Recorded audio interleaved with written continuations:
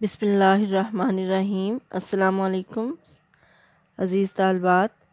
ہم پڑھ رہے ہیں سورہ بقرہ کے مضامین۔ جو آیات آپ کے سلیبس میں شامل ہیں ان آیات کے حوالے سے سورہ بقرہ کے اہم مضامین جو ہیں وہ ہم پڑھ رہے ہیں۔ اس سے قبل ہم نے ربا اور ربا کے بارے میں اللہ تعالیٰ کے احکامات، رسول کریم صلی اللہ علیہ وسلم کے ارشادات کی روشنی میں اس کی شدید حرمت کے بارے میں احکامات جو ہیں پڑھے، اس کے نقصانات کے بارے میں، اس کی اقسام کے بارے میں، اور اس کے بعد وہ مدائنت جو ہے اس کے بارے میں جانا کہ مدائنت یا اسلام میں قرض یا لین دین کے کیا اصول جو ہیں وہ مقرر کیے گئے ہیں۔ تو دنیاوی معاملات جو ہیں ان میں کاروباری معاملات جو ہیں بڑی اہمیت کے حامل ہیں، اور کاروباری معاملات میں اکثر قرض کی یا لین دین کے سلسلے میں قرض کی ضرورت پیش آتی ہے، اور اس کے بغیر وہ کاروبار یا تجارت جو ہے وہ ممکن نہیں ہے۔ چنانچہ آیت مدائنت میں اللہ تعالیٰ نے واضح طور پر قرض یا لین دین کے اصول جو مقرر کر دیے تاکہ فریقین کے مابین کسی قسم کی وہ تفرقہ یا اختلاف پیدا نہ ہو، اور قرض لینے والا وہ مقررہ مدت پر اپنا قرض وصول کرے، اور قرض دینے والا بھی مقررہ شرائط اور اصولوں کے مطابق اپنا قرض ادا کرے۔ اس سے قبل ہم نے دو اصول پڑھے تھے۔ نمبر 1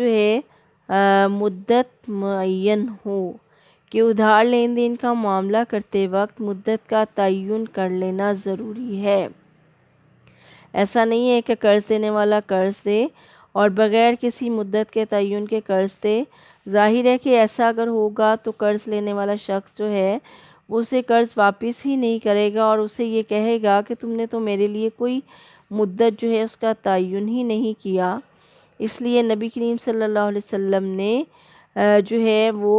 اور اللہ تعالیٰ نے قرآن پاک میں حکم دیا ہے کہ جب تم باہمی لین دین کا معاملہ کرو تو کب کرو؟ الی اجل مسمی، مقررہ مدت تک کیا کرو۔ اور صحیح بخاری شریف میں ہے کہ مدینہ والوں کا ادھار لین دین دیکھ کر آپ صلی اللہ علیہ وسلم نے فرمایا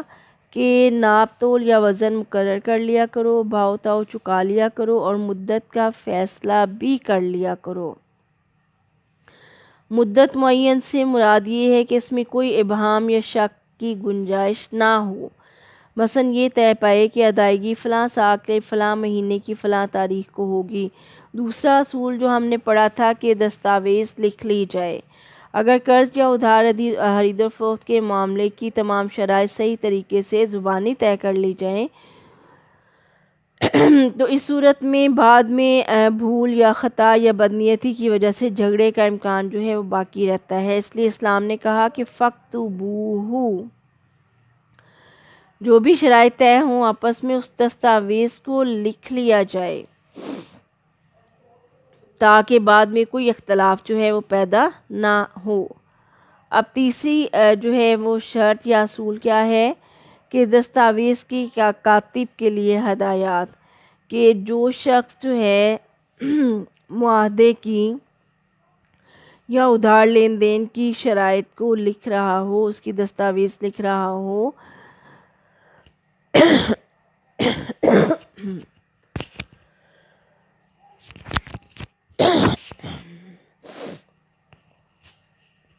تو وہ کیا کرے گا کہ اس کے لیے اسلام نے یہ ہدایت جاری کی ہے کہ وَلْيَكْتُبْ بَيْنَكُمْ كَاتِبٌ بِالْعَدْلِ، کہ چاہیے کہ تم میں سے یا تمہارے مابین لکھنے والا عدل و انصاف کے ساتھ لکھے۔ وَلَا يَأْبَ كَاتِبٌ، اور لکھنے والا انکار نہ کرے، ان یکتبہ، کہ وہ لکھے، کما علمہ، کما علمہ اللہ، جیسا کہ اسے سکھایا اللہ تعالیٰ نے، فلیکتب، پس وہ لکھے۔ اور تمہارے درمیان ایک کاتب انصاف سے لکھے، اور کاتب کو جب بلایا جائے تو وہ انکار نہ کرے، اور ایسے ہی لکھے جیسے اللہ نے اسے علم دیا ہے، سکھایا ہے، پس اسے چاہیے کہ وہ لکھے۔ تمام علوم جو ہیں اللہ تعالیٰ نے انسان کو سکھائے ہیں، یہ سب کچھ انسان کے پاس جو ہے اللہ کی امانت ہے۔ بعض اوقات جو ہے ادھار لین دین والے جو ہیں وہ پڑھے لکھے نہیں ہوتے، وہ خود لکھنے کے قابل نہیں ہوتے، تو ایسی صورت میں اللہ تعالیٰ نے کاتب جو ہے اس کو اس عہدے کے لیے منتخب کیا ہے کہ یہ سب کچھ انسان جو ہے جو بھی ادھار لین دین کے معاملات آپس میں طے ہوں تو انہیں کاتب سے، لکھنے والے سے لکھوا لیا جائے۔ اور پھر لکھنے والے کو کیا کہا گیا کہ وہ انصاف کے ساتھ لکھے، ایسا نہ ہو کہ فریقین میں سے دونوں یا ایک ان پڑھ ہو اور لکھنے والا اپنی مرضی سے یا کسی ایک فریق کی مرضی سے یا اس کی طرف جھکاؤ سے یا کسی بھی قسم کے پریشر کی وجہ سے یا کسی کی مدد کی وجہ سے وہ لکھنے میں کمی بیشی کرے، کوتاہی کرے اور کسی فریق کے حق میں زیادہ لکھ دے یا کسی کا کم لکھ دے، تو وہ عدل و انصاف سے لکھے، کسی فریق کے ان پڑھ ہونے کا فائدہ اٹھاتے ہوئے کسی فریق کی طرفداری سے کام نہ لے، تبھی ادھار لین دین کے معاملات جو ہیں وہ درست ہوں گے اور اختلاف سے اور جھگڑے سے بچ جائیں گے۔ نمبر 4، دستاویز کون لکھوائے؟ وَلْيُمْلِلِ الَّذِي عَلَيْهِ الْحَقُّ وَلْيَتَّقِ اللَّهَ رَبَّهُ وَلَا يَبْخَسْ مِنْهُ شَيْئًا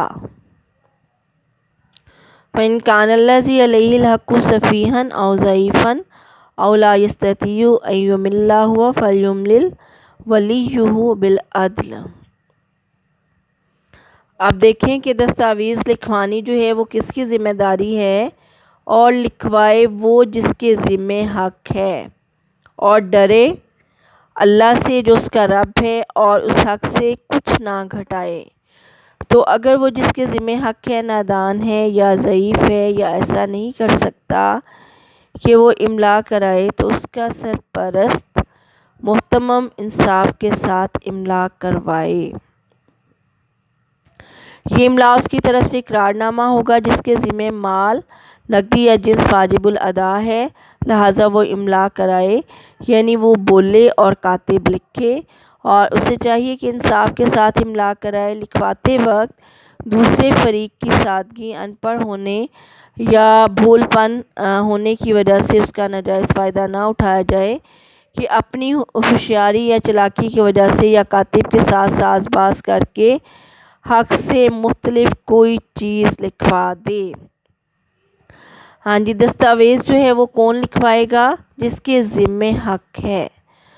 اور وہ اللہ سے ڈرے جو اس کا رب ہے، تو اس سے کچھ نہ گھٹائے۔ تو اگر جس کے ذمہ حق ہے نادان ہے یا ضعیف ہے یا ایسا نہیں کر سکتا کہ وہ املا کرائے، تو اس کا سرپرست اس کی طرف سے املا جو ہے کرائے گا۔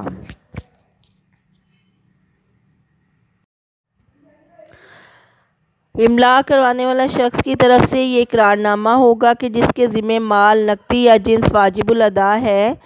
لہٰذا وہ املا کروائے گا، یعنی وہ بولے اور کاتب جو ہے وہ لکھتا جائے۔ اسے چاہیے کہ انصاف کے ساتھ املا کرائے۔ لکھواتے وقت دوسرے فریق کی سادگی، ان پڑھ یا بھولے ہونے کا یوں ناجائز فائدہ نہ اٹھائے کہ کاتب کے ساتھ ساز باز کر کے حق سے مختلف کوئی چیز لکھوا دے یا اس میں کوئی کمی بیشی کر دے۔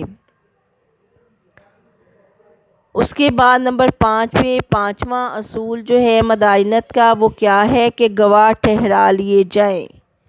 کہ یہ معاہدہ ایگریمنٹ لکھتے وقت جو ہے فریقین کے علاوہ گواہوں کا ہونا ضروری ہے، جو کسی بھی وقت جو ہے یا کسی تنازع کی صورت میں گواہی دیں کہ میں نے خود اس شخص سے یا فلاں اس شخص نے اس سے اتنا مال جو ہے قرض لیا تھا یا ادھار لیا تھا، اور اتنا ہی قرض اس شخص نے ادا کرنا ہے اور اس میں کوئی کمی بیشی نہ کرے۔ قرض یا ادھار لین دین کے معاملے کو ضبط تحریر میں لانے کے ساتھ 2 گواہ بھی مقرر کر لیے جائیں۔ مبادہ کل کو تحریر کے بارے میں کوئی اختلاف پیدا ہو تو گواہوں کی موجودگی میں اس اختلاف کو دور کیا جا سکے۔ اس لیے قرآن یہ کہتا ہے وَاسْتَشْهِدُوا شَهِیدَیْنِ مِن رِجَالِکُمْ، اور اپنے مردوں میں سے 2 شاہدوں کو گواہ ٹھہرا لیا کرو۔ فَإِن لَّمْ يَکُونَا رَجُلَیْنِ، پس اگر 2 آدمی موجود نہ ہوں، فَرَجُلٌ وَامْرَأَتَانِ، تو پس 1 مرد اور 2 عورتیں کافی ہیں۔ ممن ترضون من الشہداء، جنہیں تم گواہوں میں سے پسند کرتے ہو۔ ان تضل احداہما، تو 2 عورتوں کی وجہ یہ ہے کہ ان تضل احداہما، کہ عورتوں میں نسیان ہے، اگر وہ ان میں سے ایک بھول جائے، فتذکر احداہما الاخری، تو پس دوسری اس کو یاد کروا دے۔ اپنے مردوں میں سے 2 شاہدوں کو گواہ ٹھہرا لیا کرو،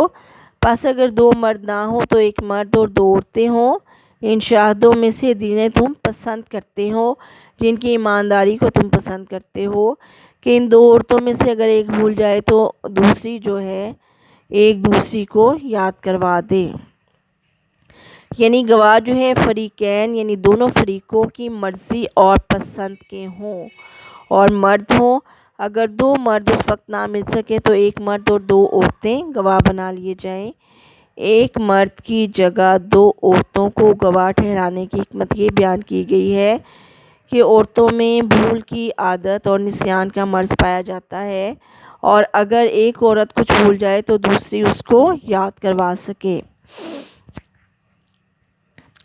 معاملے کو ضبط تحریر میں لانے کے بعد 2 گواہوں کا ٹھہرانا جھگڑے کے معاملے کی کسی شرط وغیرہ کی بابت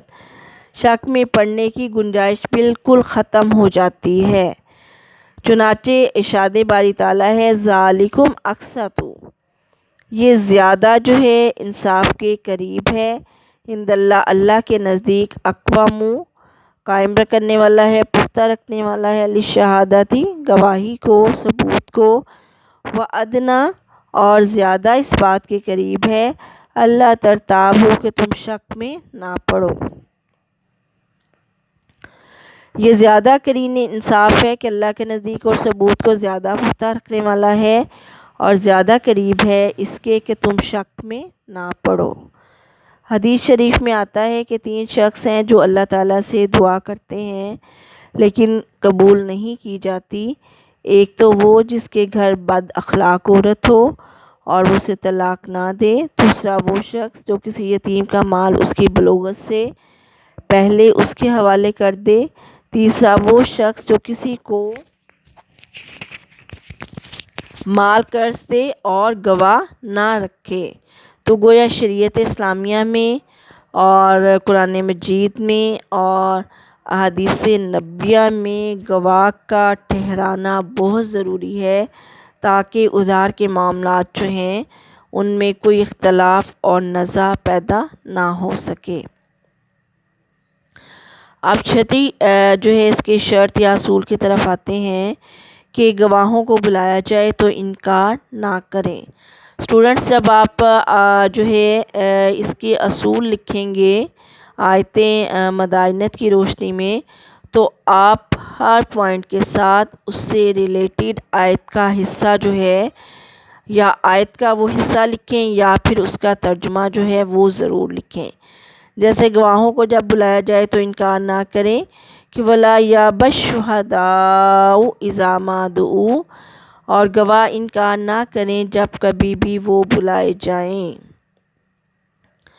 اس کے 2 مطلب ہیں کہ ادھار لین دین کے معاملے پر اگر کسی سے کہا جائے کہ اس معاملے پر گواہ بن جاؤ تو وہ گواہ بننے سے انکار مت کرے، اور دوسری صورت جب وہ گواہ بن چکا ہو کسی بھی معاملے میں تو ضرورت پڑنے پر جب نزاع کی صورت میں، جھگڑے کی صورت میں اس معاملے پر گواہی دینے کے لیے عدالت میں اس کو بلایا جائے تو وہ گواہی دینے سے انکار نہ کرے۔ حضرت عبداللہ بن عباس رضی اللہ تعالیٰ عنہ فرماتے ہیں کہ یہ آیت ان دونوں معنی کو شامل ہے، یعنی گواہی دینے کے لیے بھی اور گواہ رہنے کے لیے بھی۔ جیسے کاتب کے بارے میں حکم ہے کہ وہ دستاویز لکھنے سے انکار نہ کرے، ویسے ہی گواہ رہنے کے لیے بھی حکم ہے۔ گواہوں کو جب بلایا جائے تو وہ انکار مت کریں، بلکہ جو گواہی بھی انہوں نے اس کی دو صورتیں ہی ہیں کہ جب انہیں کسی معاملے میں، ادھار لین دین کے معاملے میں گواہ بنایا جائے تو وہ گواہ بننے سے انکار مت کریں، اور دوسری صورت میں جب معاملات طے پا جائیں یا بعد میں کوئی ایسا اختلاف پیدا ہو کہ گواہ کی ضرورت دوبارہ پیش آئے کہ وہ گواہی دے کہ ایسا ہی ہے، تو وہ عدالت میں ضرور جائے اور ضرور گواہی دے تاکہ معاملات جو ہیں سیدھے طریقے سے اور انصاف کے ساتھ جو ہے وہ نپٹائے جا سکیں۔ اب ان تمام اصولوں کو دوبارہ ایک نظر میں دیکھتے ہیں کہ پہلا اصول کیا ہے۔ مدت جو ہے وہ معین ہو، ادھار معاملات میں جو بھی شرائط طے کی جائیں ان کی دستاویز لکھ لی جائے۔ دستاویز کے لیے کاتب کو ہدایات جو ہیں دی ہیں کہ وہ عدل کے ساتھ لکھے اور وہ اپنے عہدے سے جب کبھی اس کو کاتب بننے کے لیے کہا جائے تو وہ اس کا انکار مت کرے، بلکہ انصاف کے ساتھ دستاویز کو لکھے۔ دستاویز کون لکھوائے گا؟ کہ جس کے ذمے حق ہو، جس کے ذمے واجب الادا ہے، رقم یا نقد جو بھی، تو وہ املا کروائے گا۔ اگر خود ان پڑھ ہے، ضعیف ہے، کمزور ہے یا بے وقوف ہے تو پھر اس کا سرپرست املا کروائے گا تاکہ اس میں کوئی جو ہے کمی بیشی نہ رہ جائے اور کاتب سے چالاکی کے ساتھ کوئی چیز زائد یا کم نہ لکھوائی جائے۔ نمبر 5 پہ گواہ مقرر کر لیے جائیں، اور پھر یہ کہ گواہ جو ہیں وہ 2 مرد ہونے چاہیے۔ 2 مرد اگر نہ میسر ہوں تو 1 مرد اور 2 عورتیں ہونی ضروری ہیں تاکہ ایک عورت اگر بھول جائے تو دوسری اس کو یاد کروا سکے۔ چھٹی جو ہے شرط یا اصول یہ ہے کہ گواہوں کو جب گواہی کے لیے بلایا جائے تنازع کی صورت میں، اختلاف کی صورت میں، تو وہ انکار مت کریں اور آ کے صاف صاف جو ہے وہ گواہی دیں، اور ایک تو گواہ بننے سے انکار نہ کریں۔ جب معاملہ لکھنے کا ہو تو اس وقت گواہ بننے سے انکار نہ کریں، اور بعد میں جو ہے اختلاف کی صورت میں عدالت میں گواہی دینے سے انکار نہ کریں۔ صدق اللہ العظیم۔